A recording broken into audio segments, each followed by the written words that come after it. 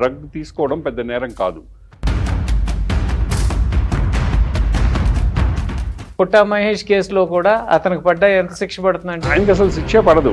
ఎందుకని నమ్మాలి? ఆయన చెప్తే నమ్మేయాలంటే. డి అడిక్షన్ సెంటర్ని, పిచ్చి ఆసుపత్రుల్ని సపరేట్ చేయాలి. డ్రగ్స్ కేసెస్ కానీ ఇవన్నీ మనం చూస్తున్నాం, ఎక్కడా శిక్ష పడిన దాఖలాలు లేవు. ఈ మాఫియాలో వ్యాపారస్తులు ఉన్నారు, సినిమా ప్రముఖులు ఉన్నారు, రాజకీయ నాయకులు ఉన్నారు, అధికారులు ఉన్నారు.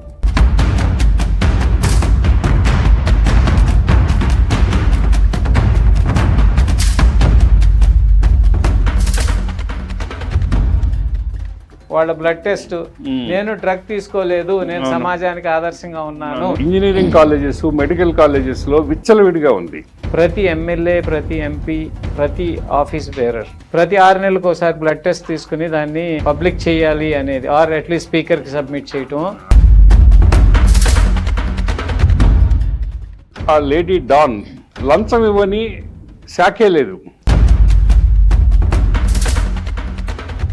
మరి పార్లమెంట్లోకి వెళ్ళాలంటే వీళ్ళకి ఎందుకు డోప్ టెస్ట్ ఉండకూడదండి? అది ఒక వనమూలిక. మన ఆయుర్వేద గ్రంథాల్లో దాని గురించిన ప్రస్తావన ఉంది. సో హీరో ఈ బ్రాండ్ అదొక స్ఫూర్తిగా. పాత రోజుల్లో సినిమా యాక్టర్ సిగరెట్ తాగుతున్నాడు అని మా చిన్న వయసులో మేమందరం సిగరెట్లు అలవాటు చేసుకున్నాం. ఇంట్లో పిల్లవాడో లేకపోతే అమ్మాయో డ్రగ్ తీసుకుంటుంది అంటే వాళ్ళని వెలేస్తారు. ఆ మాత్రం ట్రాన్స్పరెన్సీ లేకపోతే ఎలాగండి? ట్రాన్స్పరెన్సీ ఉండొచ్చు కానీ ఆస్తులే చేయడం లేదు ఇప్పటి వరకు. డ్రగ్స్ ఏం చేస్తారు కానీ.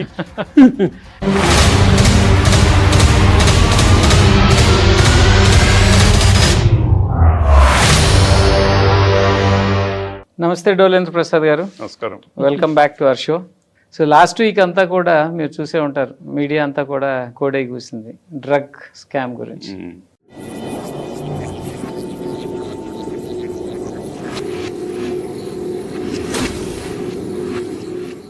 అధికార పార్టీలో ఉండి ఒక ఎలక్టెడ్ రిప్రజెంటేటివ్ డ్రగ్స్ తీసుకున్నాడు అనే ఒక అభియోగం మీద దీన్ని మనం ఎలా పరిగణించవచ్చు? ఈ డ్రగ్ ఒక సెలబ్రిటీ తీసుకున్నాడు కాబట్టి టీవీ ఛానల్లో వస్తుంది. అవును.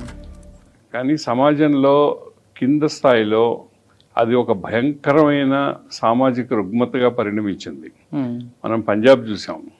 పంజాబ్లో అంత అభ్యుదయ రాష్ట్రం, అంత కష్టపడే రాష్ట్రం, వెరీ ప్రోగ్రెసివ్ స్టేట్, ఎంత పతనం అయిపోయింది అనేది మనం చూసాం. ఇప్పుడు ఇంచుమించుగా ఆంధ్ర, తెలంగాణ సమాజం కూడా డ్రగ్స్ విషయంలో అంత పతన స్థాయికి చేరిపోతా ఉంది. అది పాలకులు గుర్తించారు కూడా. అటు రేవంత్ రెడ్డి గారు కానీ, ఇటు చంద్రబాబు గారు కానీ డ్రగ్స్ నిర్మూలనకి ప్రత్యేకమైన కార్యక్రమాలు చేస్తున్నారు. ఈ ఇష్యూ జరగక సరిగ్గా వారం ముందే anti drugs campaign home minister, local ఎమ్మెల్యేస్తో జరిగింది ఆంధ్ర రాష్ట్రంలో. చేస్తున్నారు. ఇక్కడ కూడా తెలంగాణలో కూడా బాగా చేస్తున్నారు. కానీ దీన్ని వాళ్ళు ఒక లా అండ్ ఆర్డర్ సమస్యగా చూస్తున్నారు. ఒక పోలీసుని పెట్టి, ఒక టాస్క్ ఫోర్స్ని పెట్టి దాన్ని అణిచాలా, లేదు గంజాయిని పట్టుకోవాలా, డ్రగ్స్ని పట్టుకోవాలని చూస్తున్నారు. కానీ ఇది ఆ స్థాయి ఎప్పుడో దాటిపోయింది. ఇది ఒక సామాజికమైన రుగ్మత. ఇప్పుడు ప్రతి ఇంట్లో ఉంది ఇది. ప్రతి ఇంట్లో ఉంది. డ్రగ్స్ బాధితులైన పిల్లలు ఉండే ఇంట్లో ఆ కుటుంబ జీవనం ఎంత దుర్భరంగా ఉంటుందో, ఆ తల్లిదండ్రులు ఎటువంటి మానసిక వేదన అనుభవిస్తారో ఊహించడం కూడా కష్టం. వాళ్ళ జీవితాలు నాశనమే. 90% మంది తిరిగి దాంట్లోంచి బయటపడలేకపోతున్నారు. అందుకు కారణం ఏంటంటే ఈ డ్రగ్స్ అనే అలవాటు స్కూల్స్, కాలేజీల స్థాయి నుంచి మొదలవుతుంది. అవునండి, వింటున్నాం. బాగా డబ్బులుండే పిల్లలు చదివే స్కూల్స్లోనే ఎక్కువగా ఉంది. ఇంజనీరింగ్ కాలేజెస్, మెడికల్ కాలేజెస్లో విచ్చలవిడిగా ఉంది. వాళ్ళ హాస్టల్ రూమ్స్లో విచ్చలవిడిగా ఉంది. అంత చిన్న వయసులో డ్రగ్స్కి అలవాటు పడిన పిల్లలు దాంట్లోంచి కోలుకోవడం కష్టంగా ఉంది. దీన్ని ఒక సామాజిక పరివర్తన కావాలి. ఇక్కడ ఇది ప్రపంచవ్యాప్తంగా ఉండే సమస్య. ఐరోపాలో జర్మనీ, నెదర్లాండ్స్ లాంటి దేశాలు ఈ సమస్యను మనం పరిష్కరించలేవని లీగలైజ్ చేసేసారు.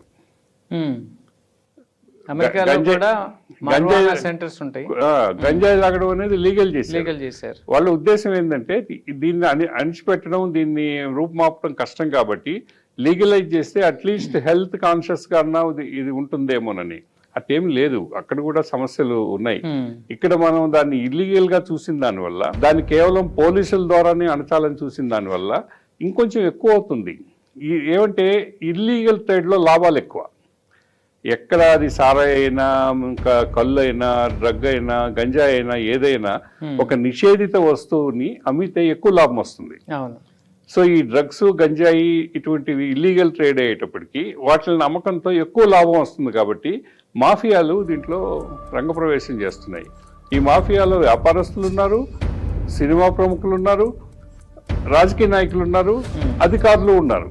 నెల్లూరులో ఆ మధ్య ఒక గంజాయి ముఠాన్ని పట్టుకుంటే వాళ్ళు ఆ లేడీ డాన్ లంచం ఇవ్వని శాఖే లేదు. రాజకీయ నాయకులకి ఇచ్చింది, పోలీసులకి ఇచ్చింది, ప్రెస్ వాళ్ళకి ఇచ్చింది, అందరికి ఇచ్చింది.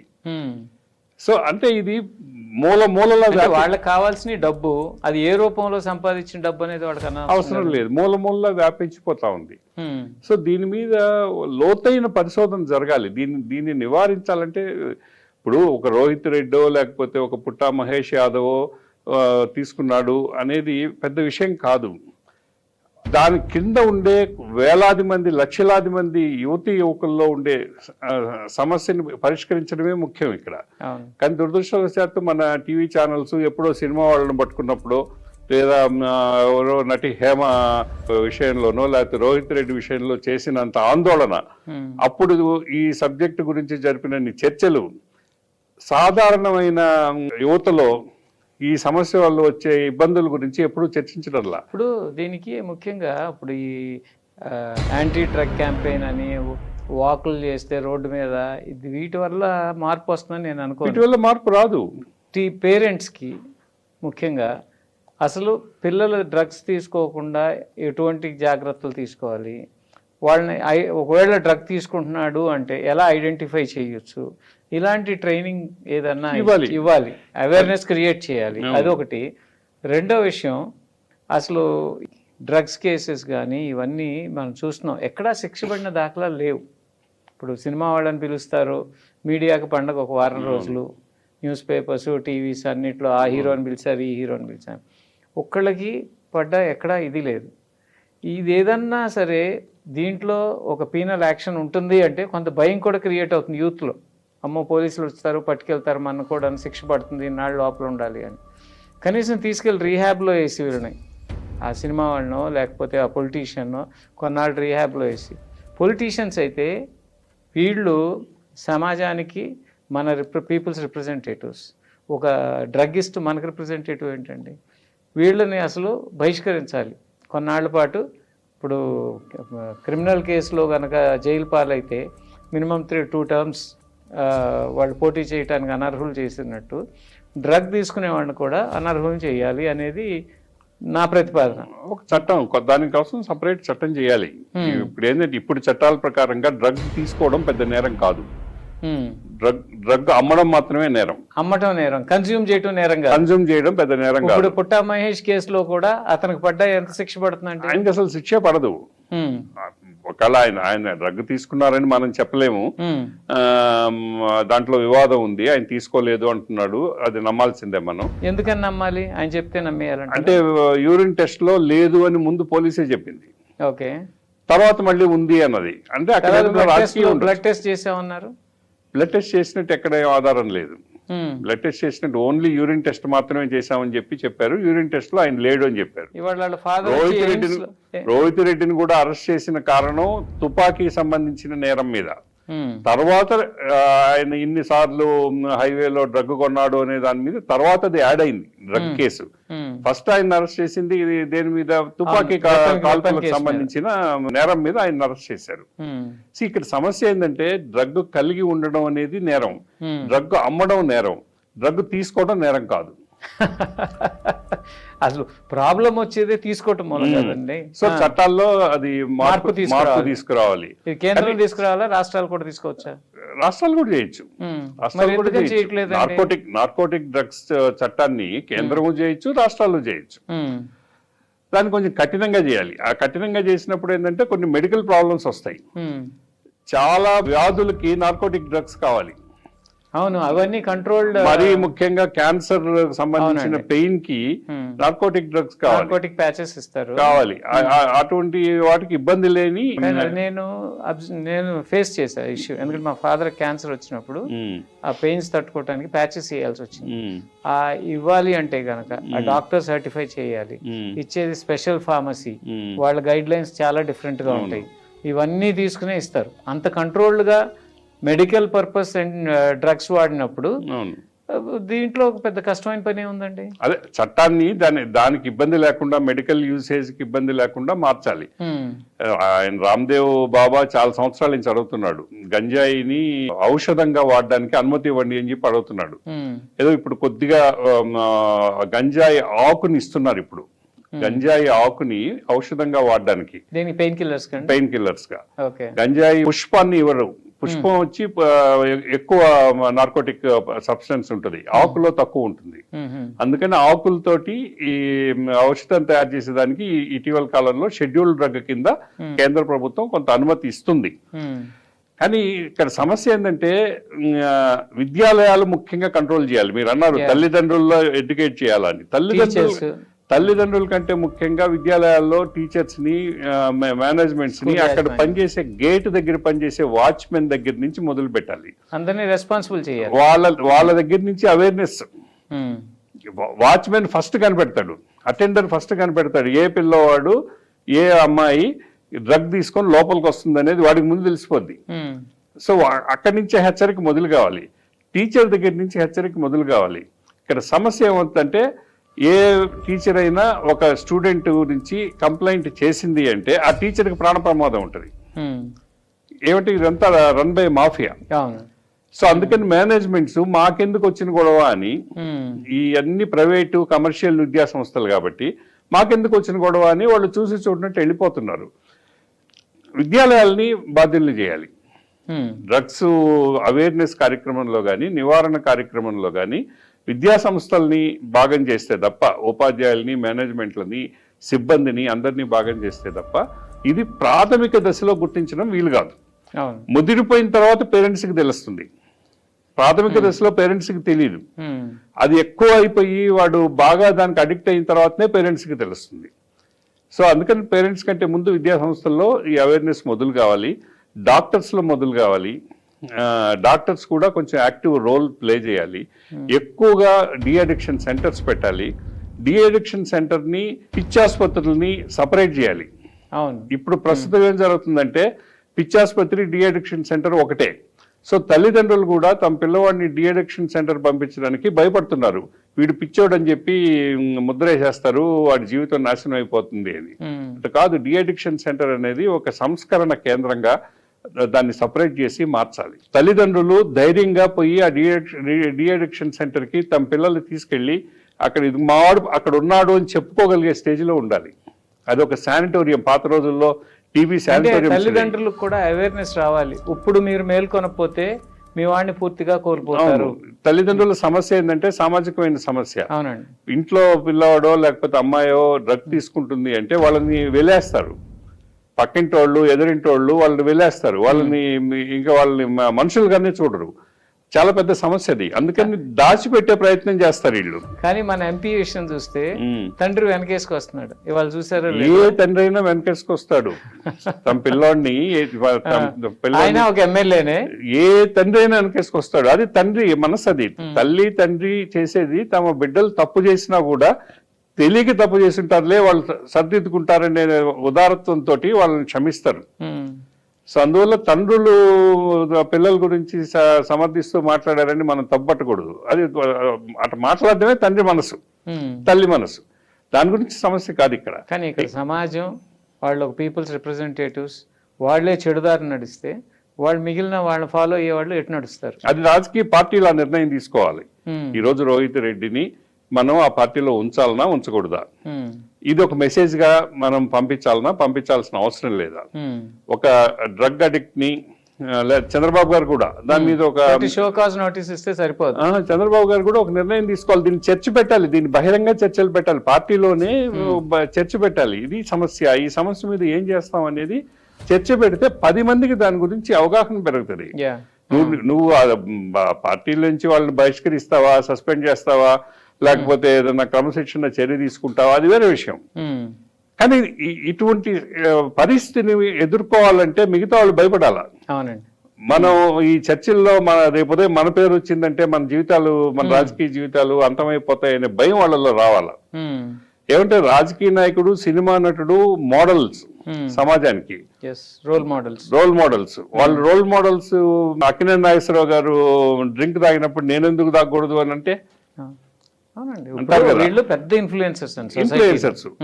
సో వాళ్ళని ఫాలో అవుతారు. తప్పు చేసేవాడు ఎన్టీ రామారావును, అక్కినేని నాగేశ్వరరావును చూపించి ఆయన చేస్తున్నాడు, నేను ఎందుకు చేయకూడదు అంటాడు. సో రాజకీయ నాయకుడికి, సినిమా యాక్టర్ కి ఆ సమస్య ఉంది. వాళ్ళు మామూలు మనుషుల కంటే ఎక్కువ జాగ్రత్తగా, ఎక్కువ నిగ్రహంతో ఉండాలి.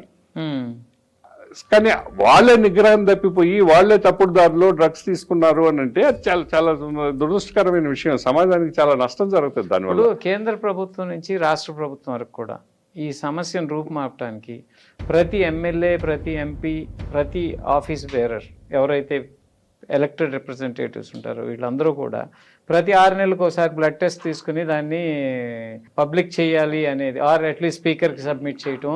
అది ఇంకా అంత మన సమాజంలో ఆ మాత్రం ట్రాన్స్పరెన్సీ లేకపోతే ఎలాగంటే ట్రాన్స్పరెన్సీ ఉండొచ్చు, కానీ ఆస్తులే చేయడం లేదు ఇప్పటి వరకు. డ్రగ్స్ ఏం చేస్తారు కానీ మన సమాజంలో ఇంకా ఆ స్థాయి, అదే నేను చెప్పాను, డ్రగ్ పోతాం అనేది ఇంకా ఆ స్థాయికి రాలేదు. తెలుగుదేశమే ఫస్ట్, అదే ఎన్టీ రామారావు గారు ఎమ్మెల్యేలు, ఎలక్టెడ్ రిప్రజెంటేటివ్స్ వాళ్ళ ఆస్తులు డిక్లేర్ చేయాలి అనే ఒక నిబంధన తీసుకొచ్చారు. First time, it's a record breaking thing. అలాగే ఇప్పుడు జరుగుతున్న పరిణామం ఇది ఒక పెద్ద భూతం లాగా పట్టుకుంది సమాజాన్ని. కాబట్టి ప్రతి ఎంపీ, ప్రతి ఎమ్మెల్యే, ఎమ్మెల్సీ వీళ్ళందరూ కూడా చట్టసభల్లో కూర్చొని చట్టాలు చేసేవాళ్ళు. వీళ్ళు డ్రగ్ తీసుకుని చేయట్లేదు. ఇప్పుడు అథ్లీట్స్ ఉంటారు, వాళ్ళు డోప్ టెస్ట్కి వెళ్ళాలి, తప్పదు. వాళ్ళు గోల్డ్ మెడల్ కొట్టాలి, ఆర్ ఒలింపిక్స్లో పాల్గొనాలంటే ప్రతి ఒక్కళ్ళు డోప్ టెస్ట్ తీసుకోవాలి. మరి పార్లమెంట్లోకి వెళ్ళాలంటే వీళ్ళకి ఎందుకు డోప్ టెస్ట్ ఉండకూడదండి? తప్పేం లేదు, అటువంటి నియమం పెట్టిన దానివల్ల తప్పేం లేదు.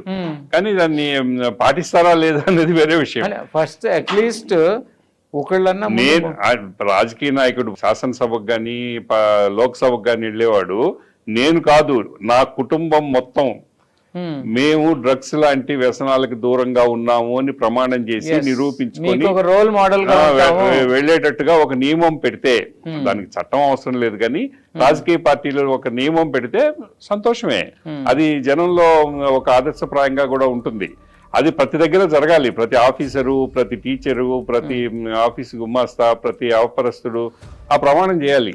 నేను, నా కుటుంబం, మేము ఈ వ్యసనాలకు దూరం, డ్రగ్ లాంటి వ్యసనాలకు మేము దూరంగా ఉంటాము అని ప్రమాణం చేస్తే అది పిల్లల మీద కూడా, ఈ డ్రగ్స్కి అలవాటు పడే పిల్లల మీద కూడా దాని ప్రభావం చూపించే. కోవిడ్ లాంటి టైంలోనండి మీరు వ్యాక్సిన్ తీసుకోకపోతే మిమ్మల్ని బస్సు ఎక్కనివ్వాలా, ట్రైన్ ఎక్కనివ్వాలా, ఫ్లైట్ ఎక్కనివ్వాలా. అటువంటి పరిస్థితి నుంచి ఇప్పుడు డ్రగ్ లాంటి దానికి చట్టసభల్లో కూర్చునే వాళ్ళ మీద ఎందుకు చేయకూడదు, చేయాలని చెప్పి మనలాంటి చదువుకున్న వాళ్ళు అందరం ఒక ప్రెషర్ తీసుకురావాలి కదా. ఒక్క రాజకీయ నాయకులే కాదు, అన్ని ప్రొఫెషన్స్ అందరు మేధావుల దగ్గర మీద కూడా చేయాలి. ఒక లాయర్ గా నేను హైకోర్టులో వాదించాలి అంటే నేను డ్రగ్స్ కు దూరంగా ఉన్నాను అని లాయర్ చెప్పాలి. డాక్టర్ ప్రాక్టీస్ చేయాలంటే హాస్పిటల్లో నేను డ్రగ్స్ కు దూరంగా ఉన్నాను, బ్లడ్ టెస్ట్ రిపోర్ట్ తీసుకొచ్చి ఆ నియమం మేము పాటిస్తున్నామని చెప్పడంలో తప్పేం లేదు. అటువంటి నిజంగా అటువంటి సంస్కరణ వస్తే యువతరం మీద దాని ప్రభావం చాలా ఎక్కువ ఉంటుంది. రాబోయే తరాలు, ఇప్పుడు మన తరాలంటే మనం సిగరెట్ విషయమే చూసాం. పాత రోజుల్లో సినిమా యాక్టర్ సిగరెట్ తాగుతున్నాడు అని మా చిన్న వయసులో మేమందరం సిగరెట్లు అలవాటు చేసుకున్నాం చాలా మంది అండి. సో హీరో ఈ బ్రాండ్ అదొక స్ఫూర్తిగా. తర్వాత కాలంలో అదే సినిమాల్లో సిగరెట్ తాగడం వల్ల ప్రమాదం అన్న తర్వాత ఈ రోజు most of the young generation cigarette కు దూరంగా ఉంది. సో మార్పు వచ్చింది. ఒక 20 ఏళ్ళు 30 ఏళ్ళు టైం తీసుకున్నా కూడా మార్పు అనేది సిగరెట్ పెట్టి మీద వేసి ఆ బొమ్మ అన్ని రకాలుగా ఆ ప్రచారం డ్రగ్స్ మీద కూడా జరగాలి ఇప్పుడు. అంత విస్తృత స్థాయిలో పాఠశాల స్థాయి నుంచి కూడా డ్రగ్ వల్ల వచ్చే ప్రమాదాల మీద యాక్టివ్ క్యాంపెయిన్ చేయాలి. సమాజంలో కీలకంగా ఉండే ప్రతి వృత్తిలో ఉండే, రాజకీయాల్లో కాకుండా అన్ని వృత్తుల్లో ఉండేవాళ్ళు మేము డ్రగ్స్ కు దూరంగా ఉన్నాము, మేము మా కుటుంబం అని ప్రమాణం చేసే ఒక ప్రూఫ్ కూడా ఒక ప్రమాణం చేసే నియమాన్ని పెడితే అది ఖచ్చితంగా ప్రభావం చూపిస్తుంది. చాలా త్వరగా కూడా ఈ డ్రగ్స్ భూతాన్ని మనం తరగచ్చు. పోలీసుతో ఏం జరగదు ఇది. పోలీసు వాళ్ళు వచ్చి అరెస్ట్ చేస్తేనో లేకపోతే జైల్లో పెట్టేనో అది టీవీ ఛానల్ టీఆర్పీ రేటింగ్స్ పెరగాలి. సినిమా యాక్టర్ సినిమాకి సెన్సార్ సర్టిఫికేట్ ఎలా ముఖ్యం, సెన్సార్కి వెళ్లే ముందు సినిమాలో యాక్ట్ చేసిన ప్రతి ఒక్కళ్ళది బ్లడ్ టెస్ట్ రిపోర్ట్స్ కావాలి అని సెన్సార్ అడగాలి. అవును, ఇది ఒకటి. ప్రతి ఒక్కడు పోటీ చేసేవాడు 6 నెలలు, ఇప్పుడు బ్లడ్ టెస్ట్ చేస్తే 6 నెలల ముందు తీసుకున్న డ్రగ్ కూడా డిటెక్ట్ అవుతుందంటారు. సో అటువంటిది నామినేషన్ పత్రం వేసేటప్పుడు అది ఒకటి బ్లడ్ టెస్ట్ రిపోర్ట్ అది ఎలక్షన్ కమిషన్ తీసుకోవాలి. అదే కాకుండా పార్టీస్, ఇప్పుడు తెలుగుదేశం కొంచెం ప్రోగ్రెసివ్ గా ఉంటుంది ఇలాంటి విషయాలు, ఆస్తుల డిక్లరేషన్ ఇలాంటి. ఇప్పుడు ఇమీడియట్ గా they should be the torch bearers. వాళ్ళ ఎమ్మెల్యేలు కార్యకర్తల వరకు కాదు కానీ ఆఫీస్ బేరర్స్ మొత్తం అందరూ కూడా నామినేటెడ్ పొజిషన్స్ లో ఉన్న వాళ్ళందరూ కూడా వాళ్ళ బ్లడ్ టెస్ట్, నేను డ్రగ్ తీసుకోలేదు, నేను సమాజానికి ఆదర్శంగా ఉన్నాను చెప్పాలి అనే చెప్పాలి. చెప్పొచ్చు, తప్పేం లేదు. ఆ నియమం రాజకీయ పార్టీలు కానీ అనుసరిస్తే అది చాలా అభినందనీయం అవుద్ది, దేశం అంతటికి మార్గదర్శకం కూడా అవుతుంది. ఇక్కడ ఈ 2 స్టేట్లు తెలుగు రాష్ట్రాలు, ఆంధ్ర తెలంగాణ మరొక పంజాబ్ కాకుండా కాపాడడానికి ఏ ప్రయత్నం చేయాలన్నా చేయాల్సిందే. ఎంత చిన్న ఉపయోగం దాని వల్ల జరుగుతుందన్నా కూడా ప్రభుత్వాలు సమాజం కలిసి చేయడం అవసరం, మంచిదే. అలాగే చేస్తూ ఈ తప్పు చేసిన ఇద్దరు ఒకవేళ తప్పు చేస్తే, పైలట్ రోహిత్ రెడ్డి కానీ లేకపోతే పుట్టా మహేష్ యాదవ్ కానీ, వీళ్ళని కూడా ఒకవేళ మహేష్ యాదవ్ మీద ఇంకా ఆ క్లారిటీ రాలేదు వస్తే కనుక వీళ్ళని ఎలక్షన్ లో కంటెస్ట్ చేయకుండా రాజకీయ బహిష్కారం చేయాలి. ఒక 6 సంవత్సరాలు 12 సంవత్సరాలు, ఇప్పుడు ఎట్టా 2 సంవత్సరాలు మించి శిక్ష పడితే 6 సంవత్సరాలు ఎలక్షన్ లో పోటీ చేయకూడదని ఉందో, డ్రగ్ తీసుకున్నట్టు నిర్ధారణ అయిన వాళ్ళు నిర్ధారణ అయిన తేదీ నుంచి 6 సంవత్సరాల పాటు ఎలక్షన్ లో పోటీ చేయకూడదని ఒక నియమాన్ని రాజకీయ పార్టీలు స్వచ్ఛందంగా పాటించాలి. ఇటన్నిటికి చట్టాలు అవసరం లేదు. అన్ని పార్టీలు స్వచ్ఛందంగా దాన్ని పాటించాలి. బిల్ పెడితే పార్లమెంట్ లో పాస్ అవసరం లేదు, వీళ్ళే పాటించాలి. అంటే వీళ్ళంటే మళ్ళీ వాళ్ళ కొడుకులు పిల్లల కోసం మళ్ళీ దానికి రిలాక్సేషన్లు ఇవన్నీ ఉంటాయి. ఒక చట్టం చేస్తే చట్టాన్ని ఆచరించాలి. నేను ఇందాక అన్నట్టు నామినేషన్ వేసేటప్పుడు చూపించాలి బ్లడ్ రిపోర్ట్ ఇది అని. ఒక సినిమా రిలీజ్ అవుతుంది, సినిమా వాళ్ళ మీద బాగా ఎలిగేషన్స్ వస్తాయి. ఇప్పుడు ప్రొడ్యూసర్స్ కౌన్సిల్ ఉంది, లేకపోతే ఛాంబర్ ఉంది, వాళ్ళు ఇది ఎందుకు మ్యాండేటరీ చేయరు? వాళ్ళు కూడా చేయాలి. మా ఈ సినిమా యూనిట్ సెన్సార్ చేయొచ్చు, సెన్సార్ వాళ్ళు అడగాలి. వీళ్ళు కూడా ఛాంబర్ వాళ్ళు కూడా మా సినిమాలో పాల్గొన్న సభ్యులు ఎవరు, యూనిట్ సభ్యులు ఎవరు కూడా డ్రగ్స్ తీసుకోలేదు, ఇదిగో వీళ్ళు ఇండివిజువల్ బ్లడ్ రిపోర్ట్స్ అనేది ఒకటి సెన్సార్ ఆఫీస్ కి సబ్మిట్ చేస్తే. ఇప్పుడు చేస్తున్నారు కదా, జంతువులకు హాని కలిగించే చేయలేదు అని చెప్పి సమాజానికి హాని సినిమాలో సమాజానికి కూడా హాని చేయలేదు అని వాళ్ళు ఒక ప్రమాణం చేయడం తప్పేం లేదు, చేయొచ్చు, మంచి సలహానే అది. కానీ అది చేస్తే సగం మంది హీరోలకు పని ఉండదేమో. ఏం లేదు, మానేస్తారు. ఇది వినోదం, ఇది డ్రగ్ అనేది ఒక వినోదం, అది వృత్తి, అది జీవితం. సో జీవితం పోద్ది అంటే వినోదాన్ని వదులుకుంటారు, ఇంకొక వినోదాన్ని వెతుక్కుంటారు. అంటే నేను విన్నది ఏంటంటేనండి, పొద్దున్న నుంచి మార్నింగ్ 6 to ఈవినింగ్ 6 వరకు ఆ వేడిలో, లైట్స్ వేడిలో వీటిల్లో ఫేస్ వడిలిపోతుంది. వడిలిపోకుండా ఫ్రెష్గా ఉండాలంటే హీరోస్ చాలామంది ఆ డ్రగ్స్ తీసుకుని అది ఇప్పుడు పొద్దున్న ఉన్న ఫేసే సాయంత్రం షూట్లో కూడా ఉండాలి. వడిలిపోయిన ఫేస్ ఉంటే ఉపయోగం ఉండదు. వాడుతున్నారు అనేది ఒక మీడియాలో వచ్చే కథ. డ్రగ్స్, స్టెరాయిడ్స్ ఇటువంటివన్నీ కూడా టెంపరీ రిలీఫే కానీ పర్మనెంట్ కాదు. వాటికి ఒకసారి అలవాటు పడితే ఒక 6 నెలలు, సంవత్సరం, 2 సంవత్సరాలు, ఆ తర్వాత అవి పనిచేయవు. అది పనిచేయకుండా పోనిచ్చి మొత్తం జీవ వ్యవస్థ నాశనం అయిపోతుంది. మీరు ఇతర మందులే పనిచేయవు, తొందరగా ఆరోగ్యం చెడిపోతుంది. సో దాని బదులు ప్రకృతిలో చాలా మార్గాలు ఉన్నాయి. అలసిపోకుండా ఉండడానికి, ఫెటిక్ రాకుండా ఉండడానికి ప్రకృతిలో చాలా మార్గాలు ఉన్నాయి. మీకు నేను ఒక మూలిక గురించి చెప్తాను. రొడోలియా రోజియా అని ఒక మూలిక ఉంది. జపాన్, చైనా చక్రవర్తులు 3000-4000 సంవత్సరాల క్రితం నుంచి వాళ్ళు వేటకు పోయేటప్పుడో లేకపోతే యుద్ధాలకు పోయేటప్పుడో దాన్ని వాడేవాళ్ళు. అది కేవలం టిబెట్ మంచు కొండల్లో మాత్రమే పెరుగుతుంది. అట్నే రష్యాలో ఉండే సైబీరియా మంచు కొండల్లో పెరుగుతుంది. దాన్ని తర్వాత రష్యన్ శాస్త్రవేత్తలు వాళ్ళ అథ్లెటిక్స్ కిందకి మీరు చెప్పినట్టు డోప్ టెస్ట్ లో రష్యన్స్ అథ్లెటిక్స్ ఈజీగా దొరికిపోతున్నారు. సో ఆ సమస్య నుంచి పరిష్కారానికి ఈ రొడోలియా రోజియా వాడారు వాళ్ళు, ఈ మూలికని. అది వాడితే అది వనమూలిక కాబట్టి ఏం సమస్య లేదు. ఇప్పుడు ఆస్ట్రోనాట్స్ కూడా వాడుతున్నారు. ఇప్పుడు రోదసీలోకి వెళ్ళే ఆస్ట్రోనాట్స్ కూడా వాడుతున్నారు. దీన్ని గమనించి మన ప్రధానమంత్రి మోడీ గారు ఈ ప్రత్యేకమైన మొక్కని లడక్ లేలో పెంచడానికి ఒక పరిశోధన సంస్థను స్థాపించాడు. రుడోలియా రోజియా రీసెర్చ్ ఇన్స్టిట్యూట్ ఈ రోజు లడక్ లో స్టార్ట్ అయింది. అక్కడ చేయాలి అంటే అది -45 డిగ్రీల సెంటీగ్రేడ్ లోనే పెరుగుతుంది. ఇదేంటంటే డ్రగ్ కింద వస్తున్నా ఒక స్టెరాయిడ్ కింద దేని కింద పనిచేస్తుంది? రెండు కాదు, ఇది ఒక ప్రేరకంగా పనిచేస్తుంది కానీ ప్రకృతి సిద్ధమైన వనమూలిక. హాని చేయదు బాడీకి, బాడీకి హాని చేయదు, బాడీకి హాని చేయదు. అది ఒక వనమూలిక. మన ఆయుర్వేద గ్రంథాల్లో దాని గురించిన ప్రస్తావన ఉంది. చైనా రష్యాల్లో సంపన్న కుటుంబాలు, రాజ కుటుంబాలు కొన్ని వేల సంవత్సరాలుగా దాన్ని వాడుతున్నాయి. ఓకే. సో అటువంటి చాలా ఉన్నాయి. ఇప్పుడు జిన్సెంగ్ ఉంది, జిన్సెంగ్ కూడా ఇంచుమించు అదే మాదిరి పనిచేస్తుంది. కొరియన్ జిన్సెంగ్ చాలా ఫేమస్. సో మీరు అన్నట్టు సినిమా యాక్టర్లు ఫెటిక్ లేకుండా ఉండాలి అంటే ప్రకృతిలో చాలా మార్గాలు ఉన్నాయి. అశ్వగంధ ఎన్ని తక్కువ స్థాయి, ఇవన్నీ ఎక్కువ స్థాయి. సో మనం అనుకున్నట్టు ఇప్పుడు వీళ్ళందరూ సొసైటీలో ఇన్ఫ్లుయెన్సర్స్, సినిమా వాళ్ళు కానీ, పొలిటీషియన్స్ కానీ, లేకపోతే బ్యూరోక్రాట్స్ కానీ, వీళ్ళందరూ కూడా సెల్ఫ్ డిక్లరేషన్ కింద ఇటువంటి దాని ద్వారా రావాలని చెప్పి దీనికి ముందు ఈ రాష్ట్ర ప్రభుత్వాలు రెండూ కూడా ముందుకొచ్చి దేశానికి ఒక ఆదర్శంగా నిలవాలని కోరుకుందాం. Thank you very much.